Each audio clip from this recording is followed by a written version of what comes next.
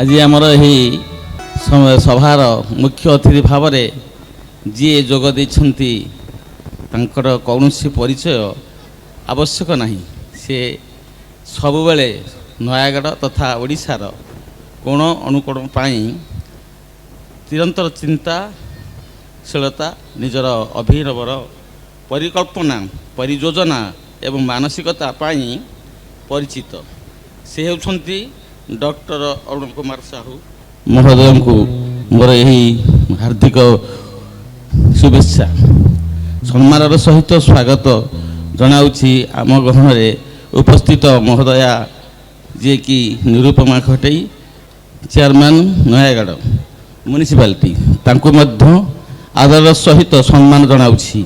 आज यही महोत्सव प्रथम समस्त को मोर स्वागत जनाउछि। आमर यही शिक्षानुष्ठान प्रज्ञापीठ आज तार चतुर्थ दिवस पदार्पण करुअछि। यही उपलक्षे यह निरंतर सत्य